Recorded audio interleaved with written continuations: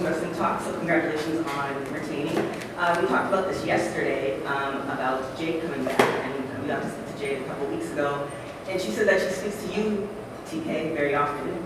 So is there any plans of her coming back? Yeah, very excited. I've talked to Jade recently. I think hopefully get Jade back in soon. Obviously, it was Kris Statlander who put Jade on the shelf, and Jade's one of the most successful stars ever in AEW. So we'll have to stay tuned to see when and where Jade might pop up again in the world. And definitely a big fan of Jade.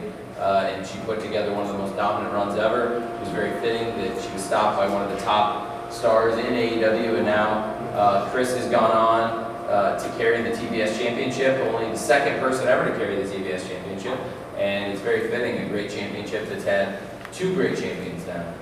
Great defense from Kris tonight. She's had some great matches with Ruby, and I think it shows how far you both come in some of these matches, how full circle the relationship is, and also with the fans, because certainly I remember being in Las Vegas a while back, and the crowd really was rooting for you to pull it off, and I think everyone was really happy to see you pull it off tonight and retain your championship. Yeah, I finally got that big one over Ruby. I've been chasing it for so long. But also addressing Jade, as I've said before, I am willing to prove that my win over her was not a fluke. I know there's, of course, the controversy of it was the second match. Did she really put out the challenge? And whenever she's ready, I'm accepting any challenge from anyone, especially her, and I will prove that my win was my win, and I truly am the TBS champion. Nice. Yeah, Kris. Emily May with WrestlingNews.co. So congratulations, Kris, on retaining tonight. I would love for you to tell us what it means to be able to retain that championship tonight and to be embraced by the AEW fans, and what that journey has been like since this big win.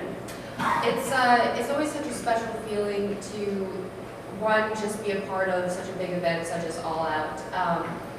I remember the last All Out that I was a part of, it was me versus Britt for the AEW Women's Championship here.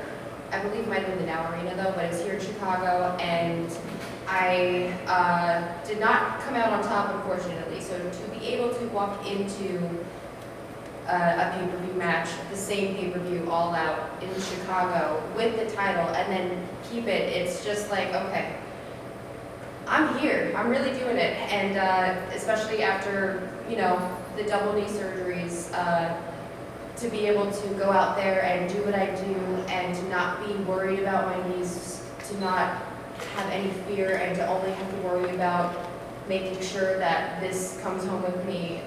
It's such a rewarding thing, not just like physically, but like mentally. I'm like, all right, I'm here, I'm good, I'm doing it, and I'm just so thankful to be a part of such an amazing event, and to be able to make All Out feel just as important as All In was, because that was, it was a monumental thing. So I know there was a lot of people who were like, oh, maybe this might not be the same, but I think all of us that were on pay-per-view tonight stepped up and were like, we're putting on a freaking show for you guys. Don't even worry about it. So it's always just, it means a lot to me to be able to be one of these people to step up whenever I'm needed to. Hey Kris, Mike Shallett from SC Scoops. We're a few months into your current run. You're back for a few months.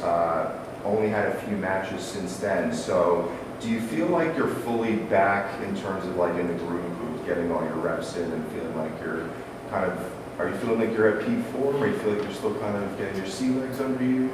And, sorry, just a two-part question. Do you feel the need at all to kind of modify your ring style, having come back from a few big injuries? So I think I feel like I wouldn't have come back when I did if I wasn't at my peak. And every time I show up here, I show up to almost every single Dynamite, Collision, Rampage. I'll show up to Ring of Honor when I can. I'll always get in the ring and I'll work around and I'll just do things and I'll just try to, stay on top of my game, because, being on top of my game is very, very important to me. And especially after, having such extensive injuries. Mentally, I'm very worried about like, oh, I hope I haven't lost it yet. So it is very important that I try to get those thoughts out of my head and be on top of my game and, be at my peak, but come back better, bigger, better. I said better twice. Stronger than before. And then, what was your second part? Do you feel the need to kind of modify your style at all, work a little bit safer, or just? Okay, so I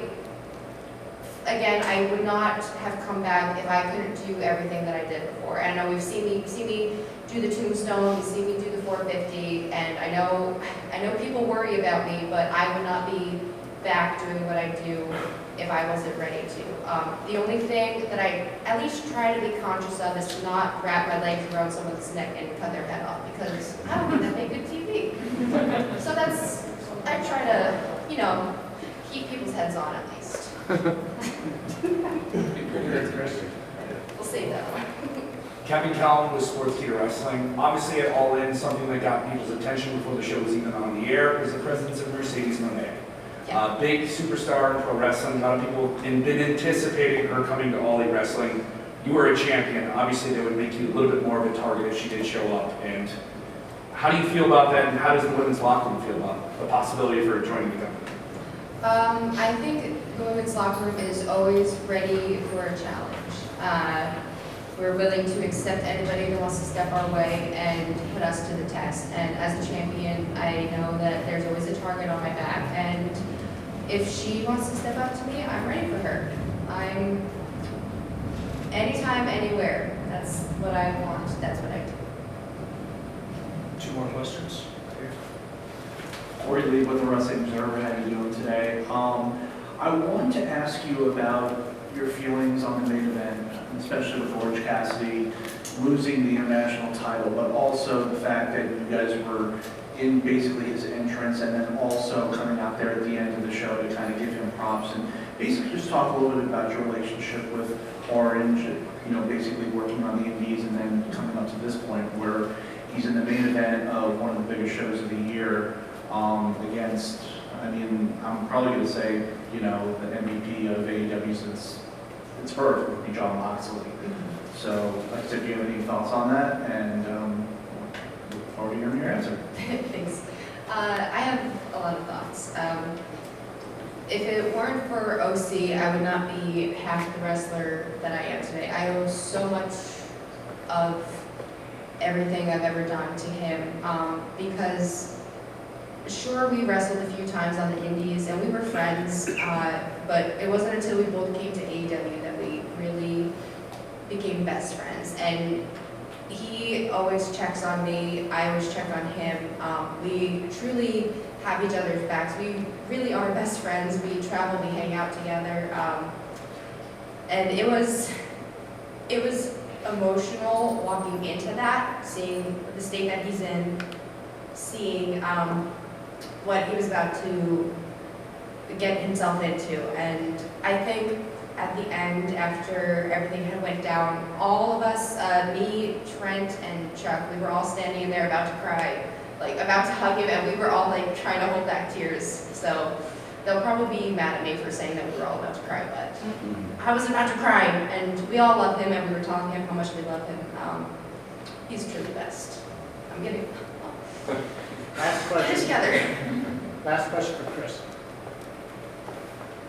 Leo Angelo from Distracted by Wrestling. Kris, first off, congratulations on a successful title defense. Thank you. Secondly, I wanted to ask, is there anyone in particular, Mercedes Mone aside, that you'd like to face for your TBS championship? Anyone on the roster, whether it be Ring of Honor or in particular, like I said, on the All Elite roster? Of course. I think maybe get a full taste of Toni Storm. I know she's a little crazy right now, but